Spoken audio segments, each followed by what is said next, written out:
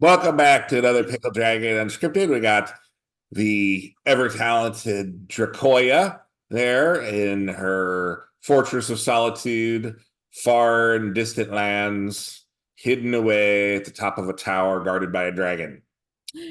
Yeah, Zuko's the dragon, and I have my laptop on top of a cardboard box. Here's to moving. Cardboard box living. Yeah. All right. So I am still working on the Glenlivet. I enjoy the Glenlivet. It is quite delicious. This is what Glenlivet 12. There is a 15 and an 18, but I don't know. I like the 12. I'm good with that. Maybe for Christmas we'll have to get you a 15, Matt. Ooh, fancy. Ooh, fancy. And then I've got an educated guess. I've got an educated guess. It's a Pinot Noir. Noir. Oh, I almost dropped it. I'm good. I'm good. I got it. Yes, it's a That would Pinot be Noir. a wine stain on her fresh carpet. Yeah, That would be that awesome. that would be my luck. Yeah. So we are talking. I saw something online where Blizzard had been boasting about their awesome Diablo 4 numbers, making well over $1 billion with a B, Hmm. $1 billion. Hmm. And about 200 million of that from microtransactions. And of course, my thought immediately went to Chris Cox going, we need to make D&D a $1 billion business. And of course, they're launching their VTT. They are going to be introducing microtransactions to get the job done. And so I took a look into this. We got Blizzard, who has about 25 million players on Diablo 4 to get to that number, to the $1 billion number. Yeah, we did the math. If we've got 25 million players, what was it we said? Well, worldwide, I mean, it's hard to tell how many players there are worldwide, D&D players. Now we're leaving our model, the whole Diablo behind. We're going to talk Oh, about D&D. But let's just say, for sake of argument, because I think they mentioned that there's 12 to 14 million players in the United States, and European numbers have been exploding for D&D. If I'm not mistaken, we're talking about 5e here. yeah, So so how do we get D&D to $1 billion? Um, microtransactions. well, that's a part of it. I mean, obviously they need everyone to buy the books. Well, and then the other part that Chris was talking about is making this huge push to the PC and console. So you're going to Yes. start making it to where those are the games. So we're going to probably start seeing more games. Like we've got Warhammer video games. We're probably going to start seeing more Dungeons and Dragons video games. Yeah, and I think he mentioned like I think he mentioned uh mobile games, which is kind of frightening, No, not more Maybe that's mobile where like a lot of the games. microtransactions are going to come. You always play those mobile games. It's real fun for about 5 minutes, and then you hit a wall where you can't go any further until you bought the special weapon or whatever to go. Yeah, I hate that nonsense. It's crazy. But we were thinking, how many people is it going to take to get D&D to a $1 billion mark? Now, most of the more than $1 billion that Blizzard made, they made off of just selling the game. So it's like 40, $50 for one game. And I think they had 25 billion users. So, that's where Right. the first billion came from. So in terms of D&D players, the DMs are probably gonna buy all three books, all three core books. The players will buy the player's handbook. Um, but how many of them are actually going to play online? One thing about Diablo is that if you want to play Diablo 4, you have to go play Diablo 4 with Blizzard, right? With Yeah. D&D, they're going to have to WotC's gonna have to track people away from Roll20, Fantasy Grounds, all these other. But I mean, it's gonna work. I mean, look at Diablo 4, look at Sims. You know, Sims never used to be a microtransaction game, and now it's just microtransaction after microtransaction and all these Yeah.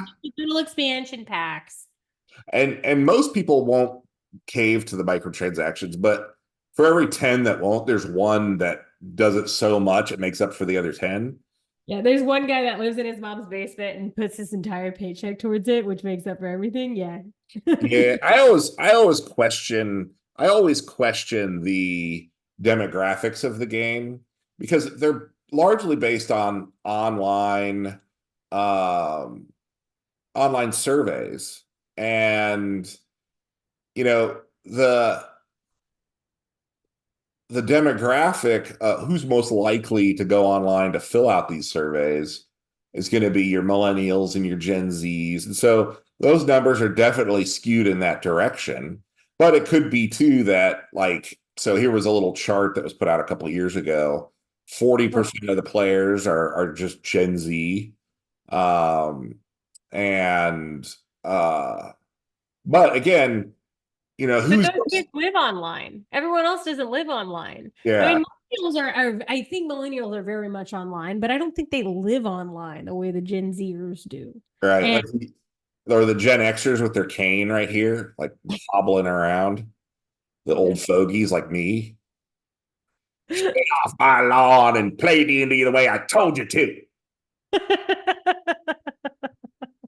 Um, but yeah, so the what came up next, like whether the numbers are there or whether they'll have to really aggressively try to grow the VTT, whatever the case might be, uh, I took a look at what sorts of things they were proposing to have microtransactions on. They actually released a survey and they said, well, here's a smorgasbord of things that you could have as a microtransaction. And they had people vote on the ones they wanted the most and so, so forth. So some of the things that they threw out there, let me know, guys know out there in computer internet land, let me know if you would pay, your microtransaction fee for this. and So, go on. no, go ahead. I was going to say, for those of you who don't want to play online, who do play on your tabletop and maybe need some miniatures for your players and your dungeon master, or if you are the dungeon master, you should hit me up at dracoyaminis@gmail.com or message me on my Instagram, dracoyaminis. And guess what? I'm still taking commissions for our Christmas season. So if you are planning on giving your whole group a really special present for Christmas, don't wait until the last minute. It won't be finished. Message me now. We'll work something out. And I'm not even going to charge you microtransactions. Ooh, just one transaction, Just one a transaction. macro transaction of a miniature. Yes. So some of the things that they talked about, loading up the microtransactions, and I'm going to talk about this first one a little bit more in depth than the others.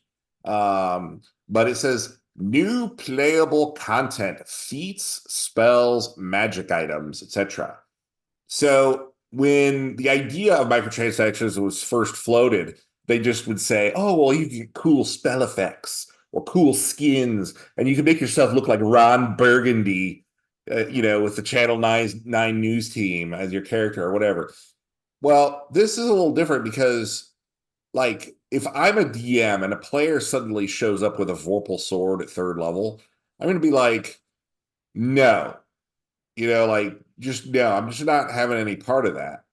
Right. And feat, spells, like playable content to me, um, that one, it's like so contrary to my like play D&D the way I told you to. I mean, it's my new disclaimer.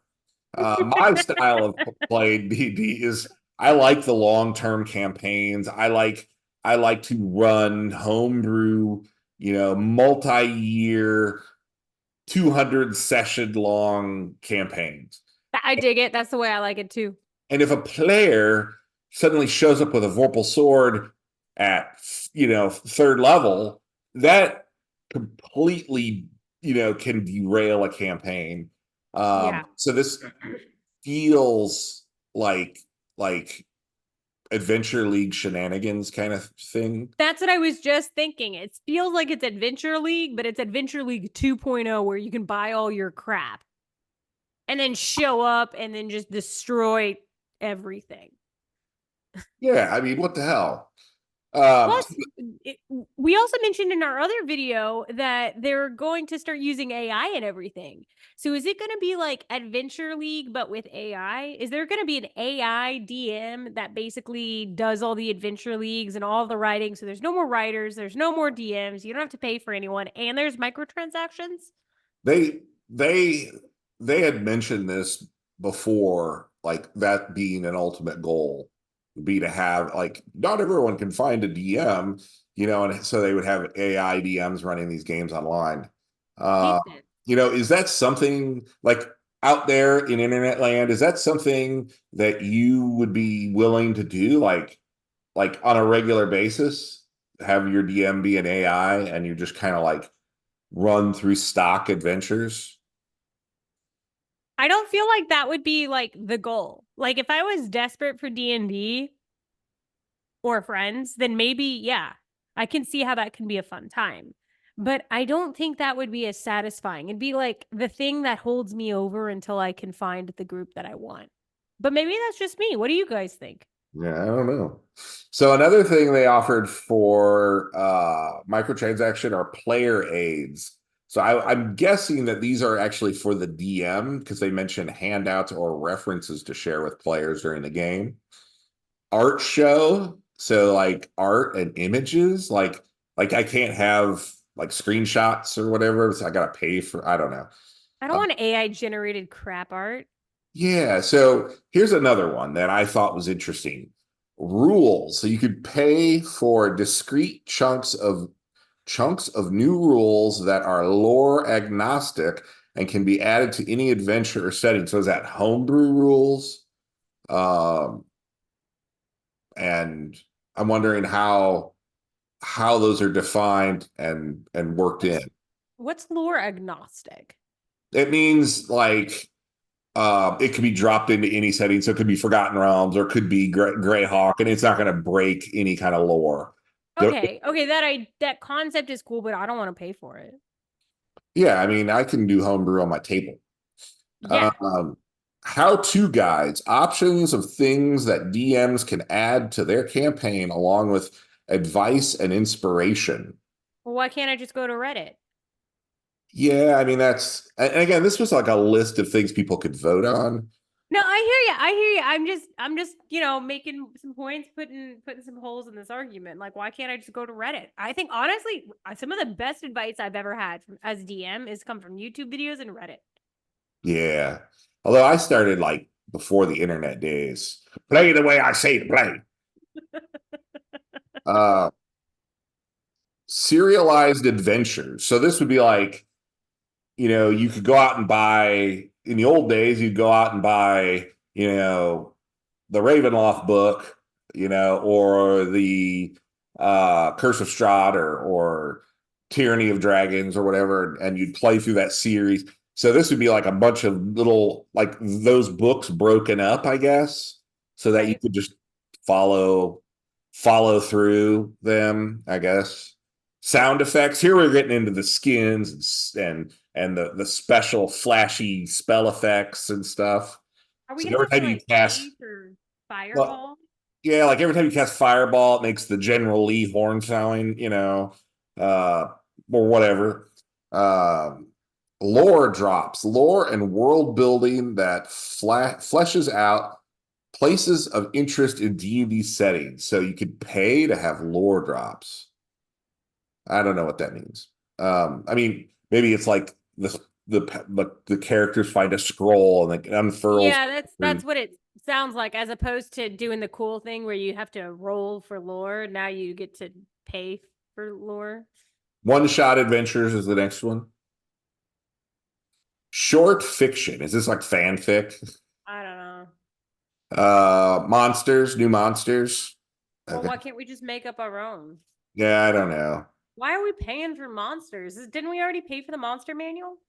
Yeah, I mean, it's what's interesting to me is that, again, they're going to have to attract players away from like Roll20 and Fantasy Grounds, where a lot of these customizable features are already free. Like obviously there's going to be a monthly subscription for the VTT. And a lot of the really nice features in Roll20 are a monthly subscription. But I don't know that they have like microtransactions in there. But so the last one I got a little problem with, and that is experimental content to play test. So again, this is just proposed microtransactions. But if I'm gonna do WotC the favor of play testing their new material, I'm certainly not gonna pay for that. Like I'm doing you a favor. Yeah, I know. I know. When you told me about this to begin with, I was like, yeah, that's pretty much garbage. Let me pay you so that I can do your job. Yes. Okay. So that was the last one. I don't know, like I'm curious, are there any like if you were playing on a VTT, is there anything that you would pay for or something that's not on the list that you'd be like, this would be awesome? Or is this entirely bunk? I know like a lot of our viewers are in-person gamers, Mhm. meaning they have a home game. And people don't play online, but um I played online. I have a weekly group that I play online with every Thursday. oh, good times. I know, but we're not paying for all that crap. And Yeah. I'm pretty sure, no, not pretty sure. I know that if they decided to start charging us for any of that crap, we wouldn't be playing. Yes. And um I uh I really don't know of anyone. I know one person that has Roll20, but he doesn't use it. But he has the subscription to it. But I don't know of anybody that doesn't who plays online that uses a VTT. 100% of everyone I know that plays online uses Discord. Yeah, we use Discord to chat, but I think there's some other site. I'd have to remember what it is, but we use some other site. My GM handles all those technical things. Okay, I've got other things I got to do with my life. Gotcha. Well, any case, well, tell us what you guys think. Um, I'm, I'm, I'm big into like if people want to play VTT and pay microtransactions, more power to you. Um, I just this, feel like it ruins it for everyone. But maybe that's just me. Yeah, what do you guys think? I, Am I I, wrong? I have a real problem with the first and last one though. Like someone showing up with a magic item that I didn't give them because they paid a few bucks. Like to me, and that doesn't sit well with me. And No. and maybe that's why they need AI DM, like people who are just do whatever they're told to do, you know. Yeah.